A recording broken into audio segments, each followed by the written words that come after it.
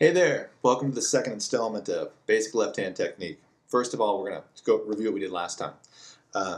Thumbs up, thumb goes into the back of the neck, right around the 6th fret's good. So you're kind of squishing that little pad of your thumb into the back of the neck. Your fingers come around like so. And then you're going to play with your strong fingertips just behind that fret you're aiming for. Not on the fret, it'll buzz, but just behind. That's our basic deal for our left hand. In the first video we talked about doing some slurs and getting our fingers in the right spot. Today I'm going to talk a little about how to play a little bit more efficiently. We have two kinds of muscles in our hand. We have flexor muscles where we flex, that's where we grab stuff, that's really strong. That's what we use to push down our strings. Our extensor muscles are what shoots our fingers out. And we don't use them as much for stuff, so they're not as strong. What we want to do is we want to use our reflexes to allow our hands to relax more on the neck of the guitar as we're playing. So I think this will help everybody a lot. You start by taking all four of your fingers and place them just on one string. How about the first string from frets 5, 6, 7, and 8. And put them all down just where they want to go. And then what we're going to do is the way we lift our fingers up is, see, I'm shooting my fingers out. That's using my extensor muscles. I'm extending my fingers. Now what we're going to try is we're going to have a goal of keeping our fingers as close to the fretboard as we can.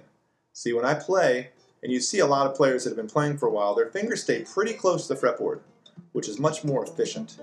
When you first start playing, you often think, I have to crank my fingers down the fretboard and I have to get way back here. But the further your fingers are away from the fretboard, the more chance you have of hitting a clam. It's a bad note. So what we're going to do, we're going to rest all of our fingers in that one string. And then we're going to think is just let go. And if you let go, your fingers will come up just a little bit, between like an eighth of an inch to a half of an inch. That's about a good distance. But once they're there, your fingers are totally relaxed. You're not tensing them up anymore.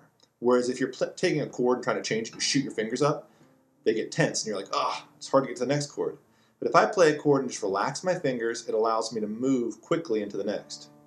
So the idea is twofold for this. One is you want to keep your fingers as close to the fretboard as you can when you play, okay?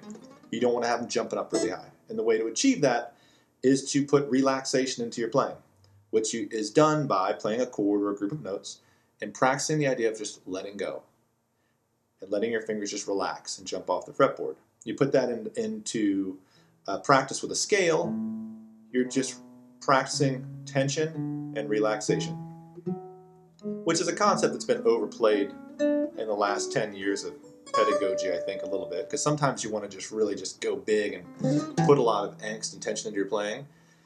But if you're working on technical stuff that you need to really you need to get around fast, or you need to move quickly, efficiency and really bringing down your tension is the best way.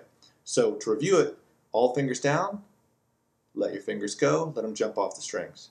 Put that together with the other lesson, and I think you'll be well on your way. Let me know if you have any questions.